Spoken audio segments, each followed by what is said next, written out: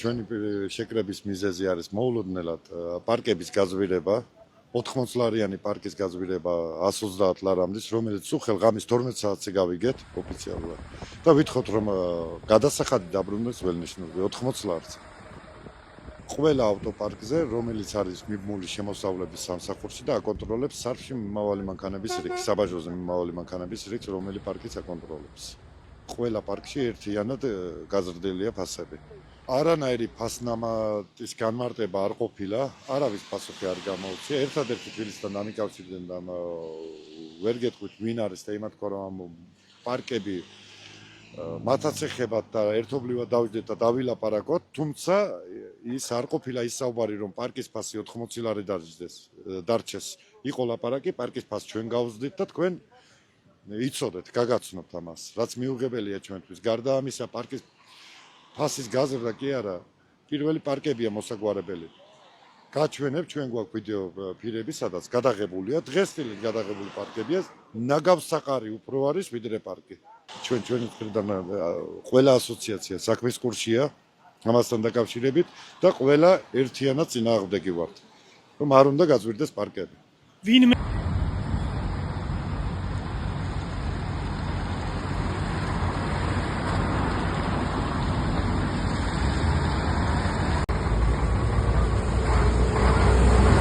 ჩვენ პარკი არის შემოსავლების სამსახურის ერთიან სისტემაში ჩართული, რომელიც არეგულირებს სარფის საბაჟო განშტოებულ პუნქტზე სატვირთო ავტომანქანების რიგს. ამ რიგში ჩართული არა მარტო ჩვენი პარკი არის 6 თუ 7 პარკი დაახლოებით, რომელიც ყველა ჩართულია შემოსავლების სამსახურის ერთიან სისტემაში. პარკის შემოდის მანქანა ჩერდება, არის სიტუაცია, რომ ერთი დღე უწევს დგომა, თუ დიდია რიგი 2 დღე, 3 დღე. პარკი გაძვირდა, ესეთი არ არის ესეთი სწორი ფორმულირება. უბრალოდ საქართველოს მთავრობის დადგენილებით განსაზღვრულია ფასი 24 საათის განმავლობაში არაუმეტეს 80 ლარისა. ჩვენ ვითვალისწინებთ ქვეყანაში შექმნილ მდგომარეობას, ჩვენ ვითვალისწინებთ იმას, რომ ქვეყანა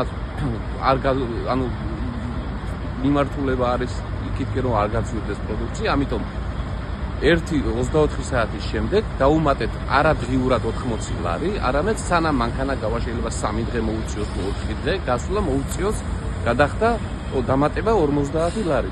ეს 50, იმიტომ რომ გადასახადებს ვიხდით ჩვენ საბაჟო შემოსავლების სამსახურში მომსახურების საფასურს ვიხდით ფიქსირებულს, სხვადასხვა გადასახადებს ვიხდით თანამშრომლებს ხელფასული დასაქმებული ყავს. დღეს 21 საუკუნეა, ყველაფერს ჭირდება განვითარება და უკეთესი სტანდარტებში მოყვანა. ამისათვის საჭიროა ფინანსური სახსრები და თუ არ იქნება ეს ფინანსური სახსრები, მაშინ გაჩერდება ავტოპარკების ფუნქციონირებას და ავტომანქანების ქაოტურად იმოძრავებენ.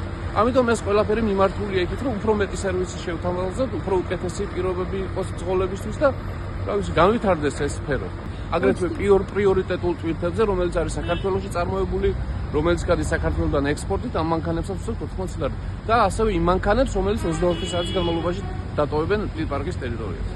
თუ კი 24 საათი მეტი გავიდა, ამ შემთხვევაში უწევთ დამატება, არა აქვს მნიშვნელობა 1 დღე იქნება თუ 2 დღე თუ 3 დღე, შემდეგ 24 საათის შემდეგ ჩვენ გავითვალისწინებთ ძღოლების მდგომარეობას, გადამზგავი კომპანიების მდგომარეობას, ქვეყანაში არსებული სიტუაციას და ისეთი ფასი დავაწესეთ, რომელიც არ იქნება მტკივნეული არც ძღოლებისთვის და არც გადამზგავი კომპანიებისთვის. ჩვენ გვაქვს ამის უფლება საქართველოს მთავრობის დადგენილებით განსაზღვრულია პარკში გადასახდელი თანხა არაუმეტეს დღე-ღამეში, არაუმეტეს 80 ლარისა. რა სერვისით შეუძლია აქ მძღოლებს ისარგებლონ ან კონკრეტულად? არის მოსასვენებელი ოთახი, არის საალბაზანო, საფირფარეშო, დასარტყმელი ოთახი და ყველა სერვისით შესაძლებელია. არის ყვების ობიექტები, მაღაზიები და ასე შემდეგ. რაც უნდა იყოს ჩვეულებრივად რამდენზეა გათვლილი ეს? ჩვენთან ეტევა 220 მანქანა.